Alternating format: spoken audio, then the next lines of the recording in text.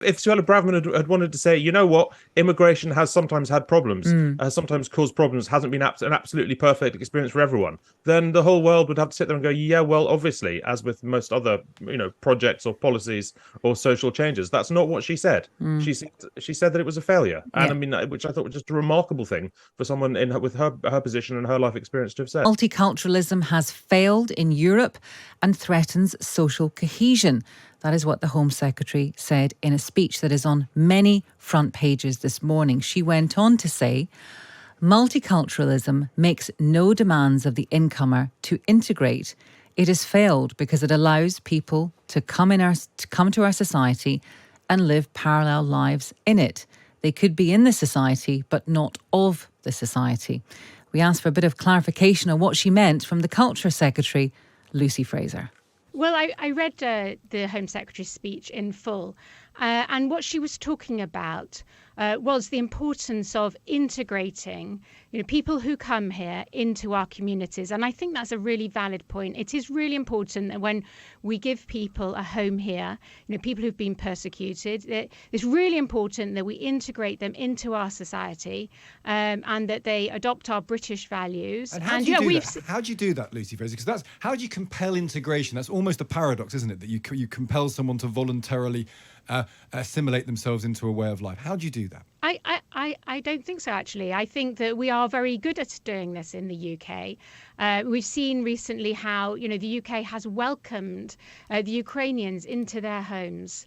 And, I know as a local constituency MP, the work that I've done and the work that's been done locally to make sure that those people get jobs and are integrated into our communities. And the same with refugees that we've had from Afghanistan. So I think traditionally we are fantastic at doing this.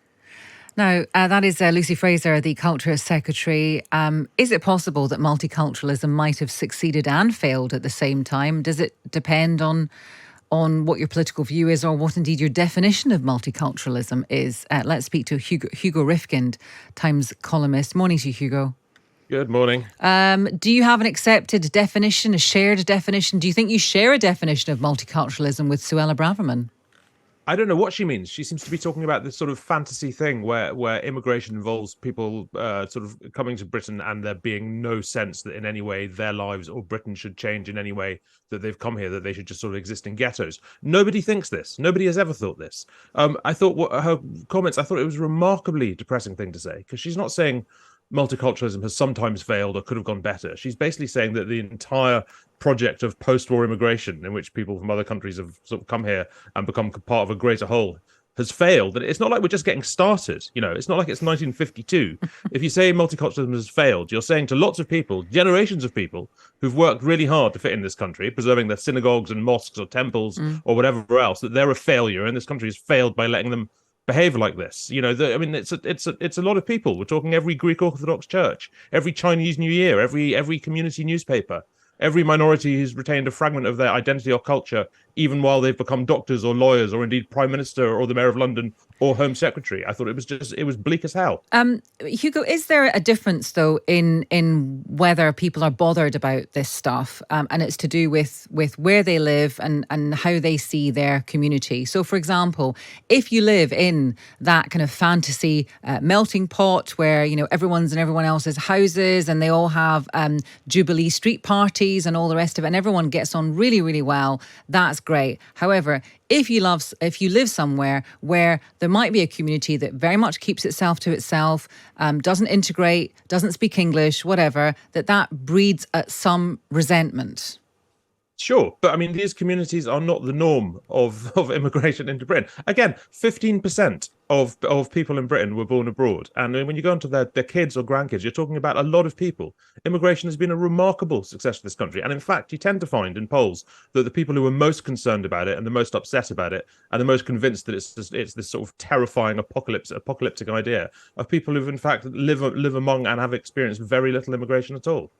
But I mean, you say it's not the majority of the experience, but it is some people's experience. And I suppose we hang on to our bad experiences, don't we? Yeah, sure. But I mean, I don't know if Suella Braverman had wanted to say, you know what, immigration has sometimes had problems, has sometimes caused problems, hasn't been an absolutely perfect experience for everyone, then the whole world would have to sit there and go, yeah, well, obviously, as with most other, projects or policies or social changes, that's not what she said. She said that it was a failure, and I mean, which I thought was just a remarkable thing for someone with her position and her life experience to have said. Trevor Phillips said it, didn't he? Many years ago, he said a similar thing. He said multiculturalism had failed to a degree. Yeah, and Trevor Phillips, and as did David Cameron, and both of them were saying it at a time when there was a real and growing problem with sort of Islamism and indeed Islamist terrorism in Britain, and they were also saying it long before we had the cabinet we see today, long before we had a Muslim mayor of London, we had a Muslim first minister of Scotland, we had a Hindu prime minister.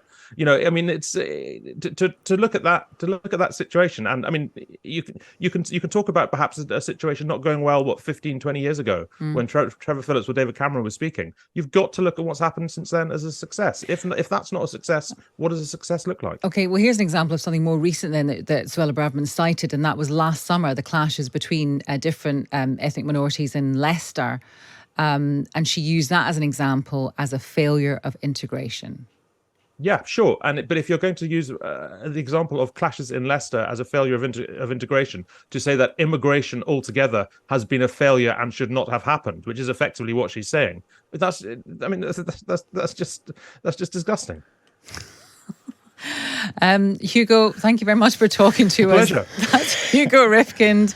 Tell us what you think, Hugo. Yeah, he is a Times columnist, and so many of you have got in touch about this. I wonder actually whether, how much the debate has changed for people who live in the kind of communities I was talking about, how that has changed for them over the last 20 or 10 years, or whether they do still see it from that point of view. It's something that happens to, a few communities, and therefore they extrapolate it out to the whole country. I mean, you don't want to gloss over some people's experience. We do that at our peril, do we not? Exactly. And how you compel integration, I just don't know the answer to that question, because ultimately you can't force someone to fit in. You've got to create an environment by which they want to fit in and people want to welcome them. But you can't sort of say you fit in, unless you say you have to be able to speak English, or you have to do certain things like that, which is maybe a point that has been made and continues to be made.